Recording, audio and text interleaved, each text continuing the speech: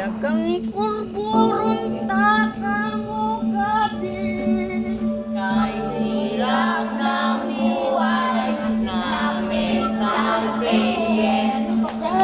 O malaman kung kailan kagay mamamay na ang aming kapilan. Kung ikikilang ito namin susukuin, may dulas bayan. Palagay ko'y magkakanyot na ang bahay.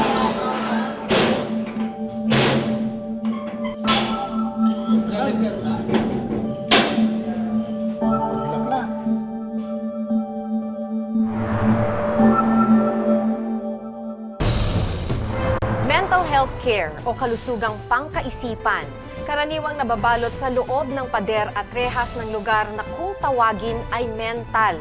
Pero ang problemang ito tila sumasalamin sa mas malalim pang isyung pangkalusugan. Sa huling bahagi ng ikatlong anibersaryo ng Reporter's Notebook, alamin kung nakakatugon ba ang gobyerno sa isang nakakabahalang sakit ng dumaraming Pilipino. Isyung malalim at makabuluhan. Buong tapang na binusisi at binantayan dito sa Reporter's Notebook. Nakagapos, nakakulong, mistulang mga hayop na namumuhay sa sariling hawla. Ilang ulit na nating napanood ang malungkot na kalagayan ng mga mentally disabled o mga taong nawala sa sariling katinuan.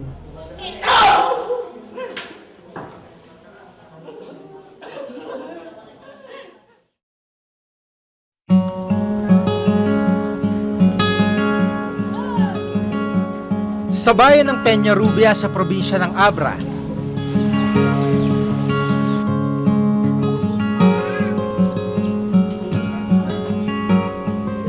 nasaksihan namin ang dinaranas ng ilang mga residenteng may sakit sa pag-iisip. Must feed the dog called Laika. The first dog in the moon is Laika. Respect shato, respect boycott. Munog kayo, ma'am. L-A-I-K-A. Ang 25 anyos na binatang ito, mistulang asong nakakadena sa pader ng kanilang bahay.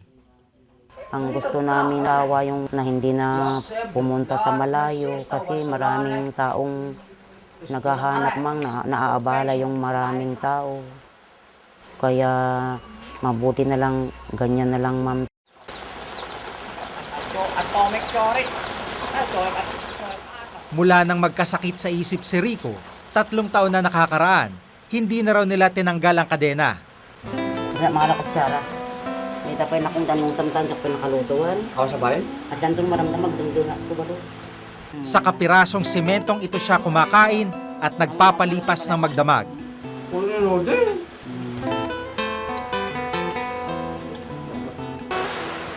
Sa isang kinakalawang na lata naman siya dumudumi at umiihi.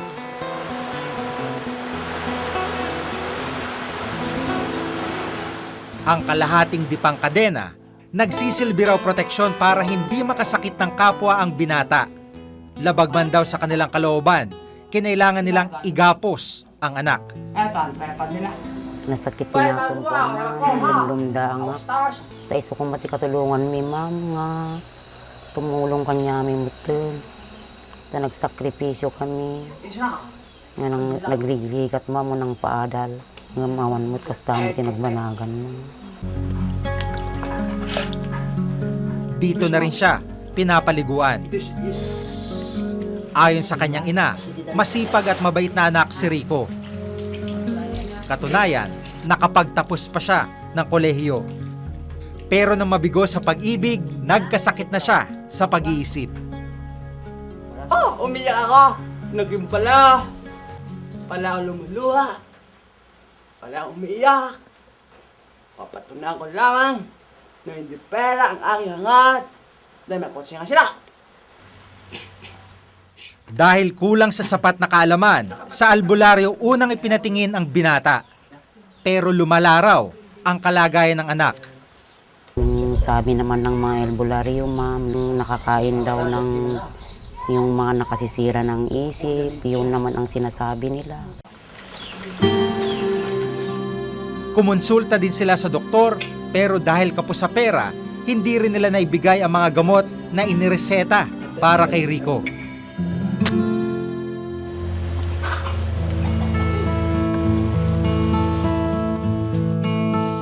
Sa kulungang ito naman namin natagpuan ng 30 anyos na si Bong. Tulad ni Rico, may sakit din siya sa pag-iisip. Pagkalulong sa ipinagbabawal na gamot raw ang dahilan kung bakit nasira ng bait si Bong. Ilang di pa lang ang haba ng kulungan niya, walang ilaw o anumang gamit. Tanging papag lang na kanyang higaan. Ba't kailangan durog, ate?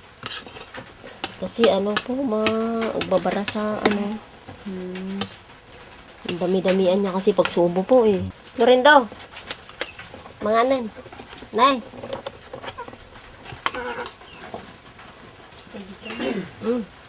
Lamon naman ka na ko.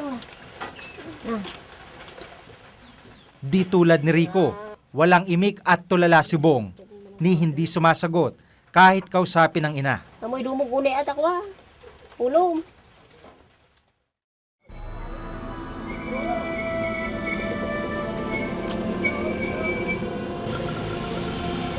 Ito ang Abra General Hospital, ang nag-iisang pampublikong ospital sa Abra. Pero sa ospital na ito, walang sapat na kagamitan para matugunan ang mga residenteng may sakit sa pag-iisip.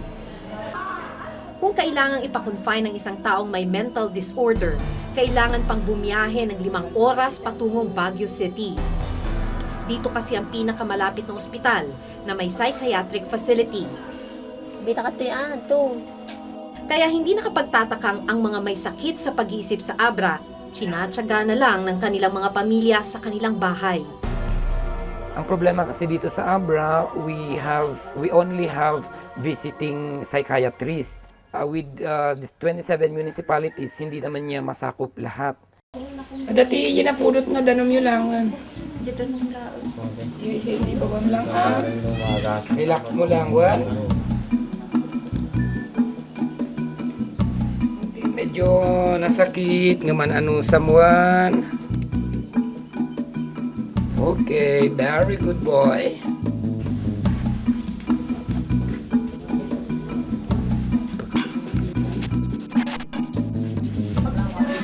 Tuwing ko naman lagi magpagana ko na ayan. Kukuha ka tao doon?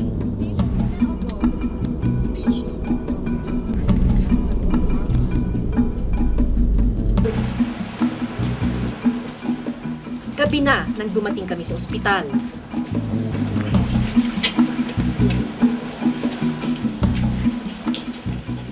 Dalawang espesyalista ang agad sumuri sa kanila. Dito sa Baguio General Hospital, 1 linggong i-confine sina Rico at Bong para maobserbahan. Libre ang lahat ng kanilang mga gamot habang nakakonfine dito. Sa kabila ng tila hindi kahandaan para tutukan ang sakit na ito, nakalulungkot na tila dumarami naman ang mga may kaso ng mental disorder, hindi lang sa Abra, kundi sa iba pang panig ng bansa. Sa kalagitnaan ng interview, nag-umpisang magwala si Randy. Katan! Kati mo, ma'am! Kati mo atin eh!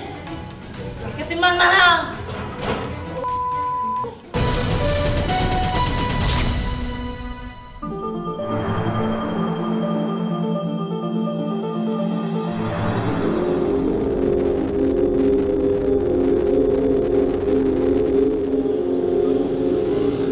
Dito sa Tugigaraw City, matatagpuan ang isa sa mga pasilidad para sa mental health ng bansa. Ang Cagayan Valley Medical Center.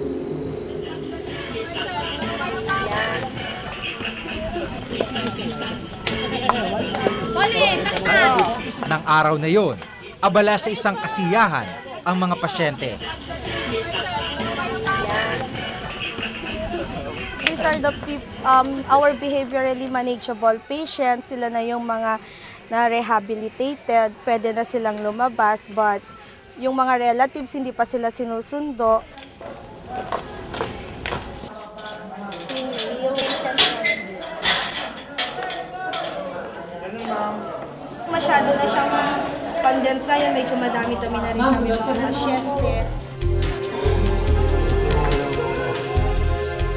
Nakahiwalay ang psychiatric ward sa iba pang wards ng ospital. Sa male ward, agad naming napansin ang lalaking ito. Nakatali siya dahil nagwawala raw bago kami dumating. Sinisiguro raw ng mga attendant na maayos ang pagkakatali para matiyak na hindi siya makakatakas. Kapag nagwawala, ayun, tinatali muna for the meantime habang nagbibigay din kami ng mga injectable at saka oral medications. Spaghetti pababa, spaghetti pataas. Wow, sexy. Abala sa napapayag. Ang ibang mga pasyente, tila nagmamasid o nanonood lang. Dito namin nakilala si Mike, isa ring pasyente rito. Ayon sa mga doktor, maayos ng kalagayan ni Mike, pero hindi pa siya makalabas dahil hindi siya sinusundo ng pamilya. Tinaga kasi niya ang kanyang ina matapos makarinig ng boses. Nataga yung 3 daliri niya, naputol at ginastusan namin, pero natatakot yung mga kapatid ko na may iuwi ako sa bahay kasi baka maulit daw yun. Makagawa ako ng masama sa kapitbahay o sa miyembro ng pamilya namin. Itong maliit na silid ni Mike sa ospital. Walang matres ang ibang mga kama. Maswerte siya't kahit papano'y may kapirasong sapin ang kanyang higaan. Pero kahit magaling na si Mike, kahalubilo pa rin niya ang ibang pasyenteng hindi pa gumagaling. Gusto ko nang makauwi at makasama ang aking mga mahal sa buhay para sa ganun magsama-sama kami sa ligaya at sa kalungkutan.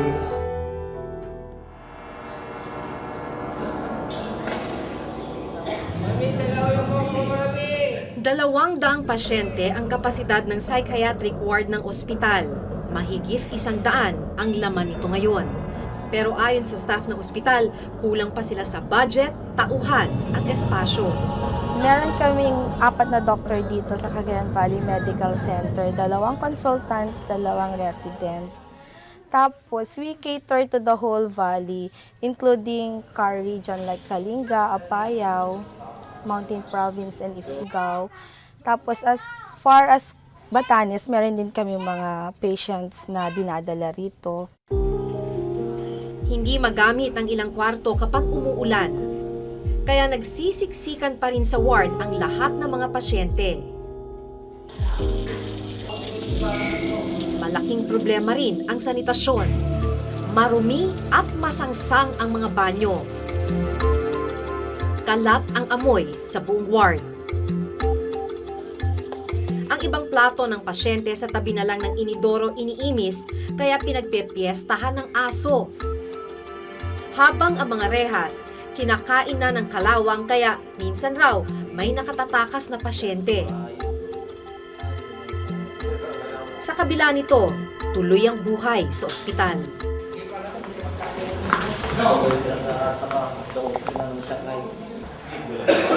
Dahil kulang sa tao, pagdating ng kainan, mismong mga pasyente na rin ang nagbubuhat at tumutulong sa pag-iintindi ng kanilang mga pagkain. Okay na ako, Dok.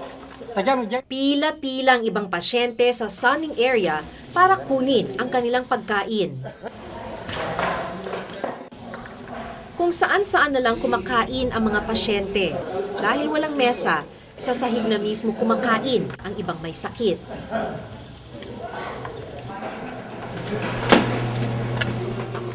Hanggang sa female ward, tumutulong sa pagbigay ng pagkain ang mga lalaking pasyente. Dinala po ako ng pulis na matay po yung 2 magulang ko, high blood po. Kaya po ako nagmamakaawa, ma'am. Na may labas po sana ako bukas. Isang stick na sigarilyo. Napakain namin. Lagi raw nagwawala si Princess kaya siya nakatali. Nasiraan ng bait mula nang maging biktima ng matinding krimen.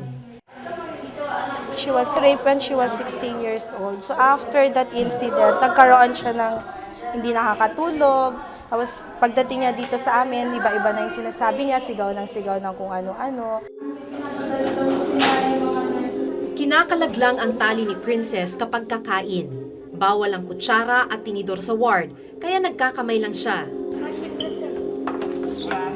Pagkatapos kumain, si Princess na rin ang nagsusoli ng kanyang food tray. Dahil sa gutom, pati ang nadaanan niyang tira ng ibang pasyente, nilantakan na rin ni Princess.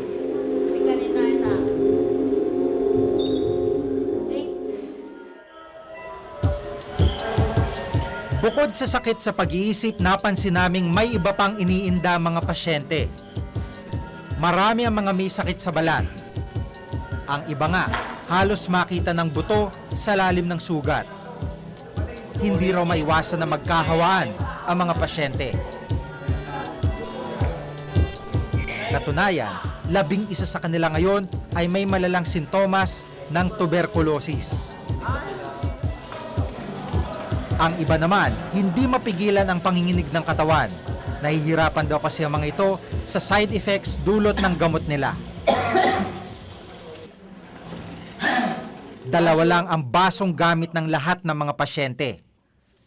Kaya hindi nakapagtatakang nagkakahawaan sila. Kitang-kita ang mga lumulutang na dumi sa tubig na iniinom nila. Limited kasi yung fund. We have to allot sa program meds namin. It's not only on mental health ang nai-aalat ng budget from the regional health office. There are other program meds. Okay? So approximately for chlorpromazine and flufenazine decanoate, yun lang ang pwede namin maibigay. Wala pang 100,000 for the whole year. O imagine mo yan. Pagsapit ng gabi, palakad-lakad lang ang ibang mga pasyente.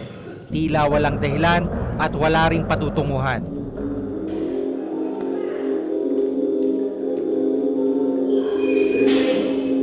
Ang iba sa kanila, sa marumi at malamig na sahig natutulog.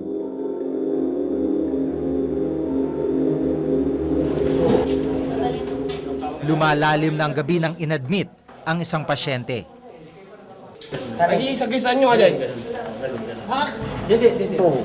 Nagdesisyon si Aling Feliciana na ipasok sa ospital ang anak niya nang muli na naman daw itong magwala at manakit ng kapitbahay. Pabalik-balik na sa mental ang kanyang anak. Yung pinambato niya sa mga bintana ng kapitbahay. Nabutas yung bintana nila, tapos kung hindi pa nakaganon yung anak nila, baka nabato pa yung ulo. Matamaan. Matatamaan sana, pero gumanon siya. Salat sa buhay si Aling Feliciana. 2 araw na daw siyang hindi kumakain. Ipinangutang nga lang niya ang pamasahe nilang mag-ina. Sa kalagitnaan ng interview, nag-umpisang magwala si Randy. Katan! Katimong mom!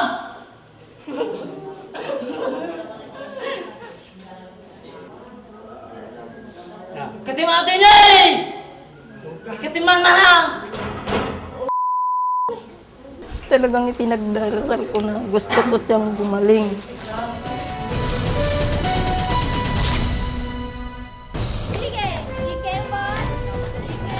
Habang naglalaro ang kanyang mga kasama, tahimik na nagdodrawing si Hannah sa isang tabi. Dinala siya rito matapos maging biktima ng rape ng sariling kapatid. Sinabi mo sa tatay mo, nakunan ka. Oo. Tapos, Bago umiyak ako. nagalit sa'yo yung tatay mo, Oo. kaya umiyak ka. Oo. O, tapos, bakit Umiyak ka ako umiyak? dito sa mental. Pinagsama-sama na ang mga obra ng mga premyadong dokumentarista ng Eyewitness. The Best of Cara David, The Best of Sandra Aguinaldo, The Best of Jay Taruk. At abangan ngayong Setyembre, 10 Years of Howie Severino. Kumpletuhin ang kanilang mga kwento kabilang ang kanilang mga unang dokumentaryo para sa Eyewitness. The Eyewitness DVD Compilation. Mabibili na sa mga Powerbox branches.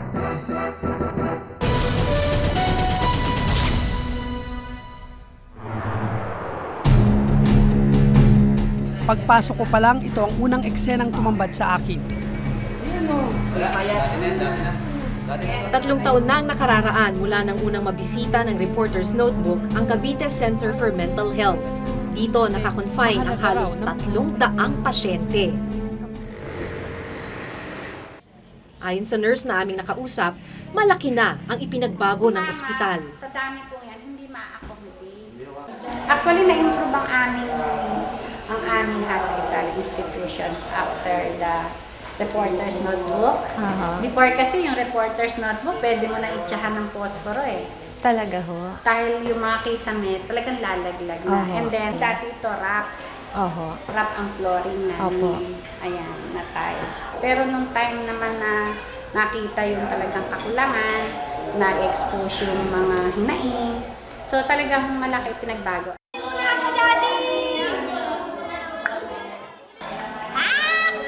Hindi pa rin nauubos ang mga kwento rito.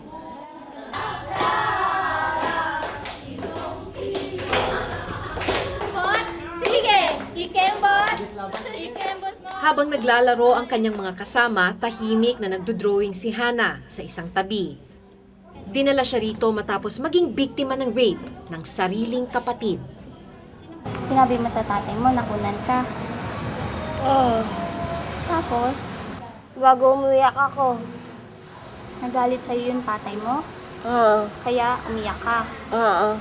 O, tapos, umiyak ako dito sa mental. Sa Abraman,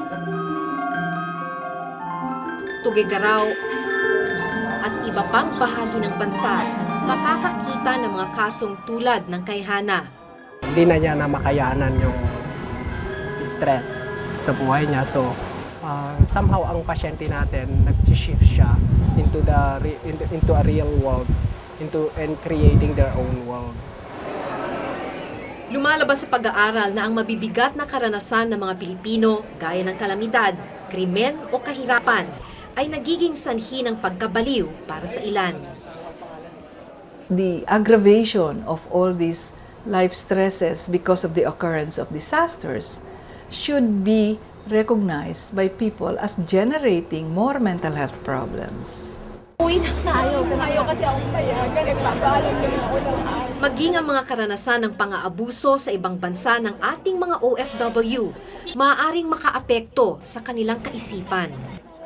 Because of emotional problems or psychosocial consequences, their own uncertainty as they acculturate in new cultures, their own loneliness, their own fears, to some of the harsh conditions that they're subjected into.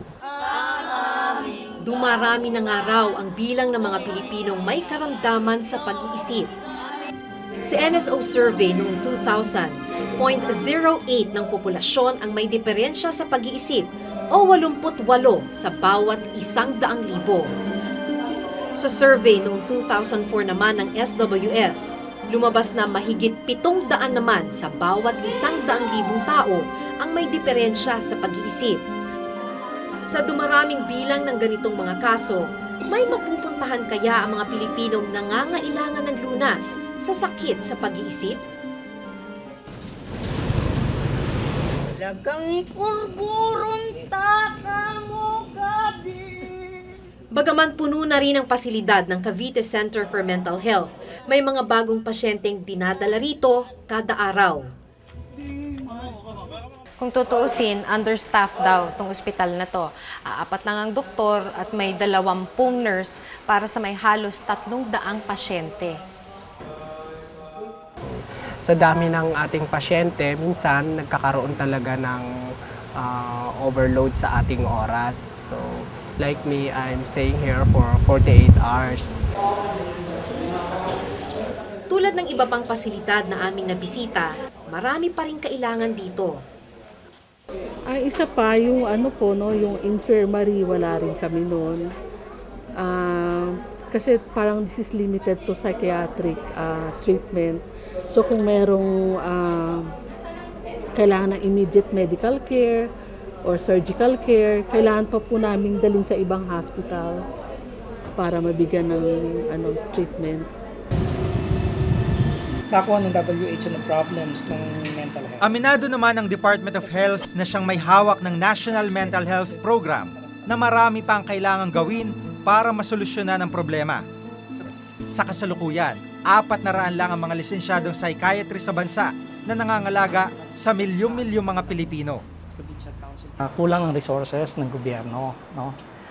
Nakikipag-agawan tayo dun sa mga iba pang mga may sakit na nakakakahawa. Pero kung pag-uusapan naman natin yung kung natutugunan naman. Di rin daw sapat ang budget para sa lahat ng kanilang pangangailangan.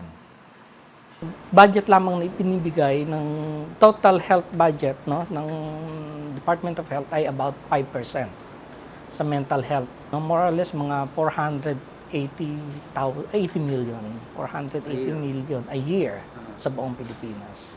Ang malaking porsyento nito ay napupunta lamang doon sa maintenance, operation, and salary ng mga personnel sa mental hospitals sa different regions sa bansa. 2% noon ay doon sa program, no? Yung advocacy, promotion ng health. Sa buong bansa, mayroon lang 10 mental health facility ang gobyerno. Di na marahil nakapagtataka kung siksikan at kalunus-lunos ang sitwasyon ng ilan sa mga ito. At sa layo ng serbisyo, may mga Pilipinong di maabot ang kagalingan ng kanilang isipan. Bukod dito, hanggang ngayon, wala pa ring mental health law sa bansa na dapat nangangalaga sa karapatan ng mga taong may diferensya sa pag-iisip. Sa aming pag-iikot sa kalsada, ilang taong grasa ang aming nakasalubong.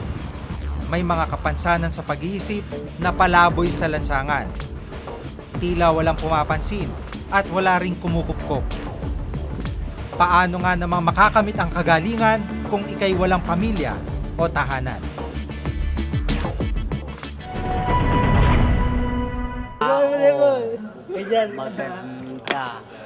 Para maayos natin yung programa, kinakailangan natin na bigyan ng tuon yung training ng mga iba pang mga health workers.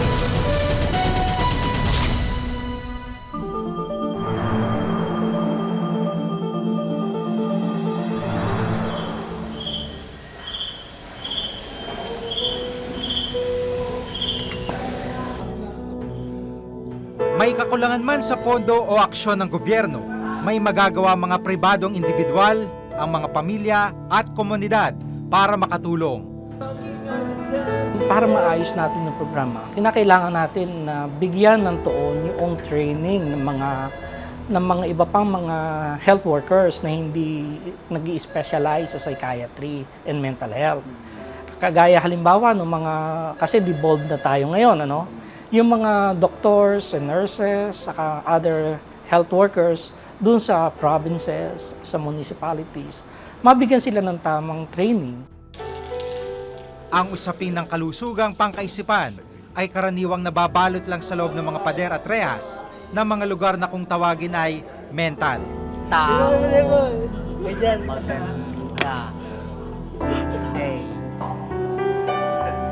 Pero ang katinuan ay di lang problema ng mga nasa loob ng mental.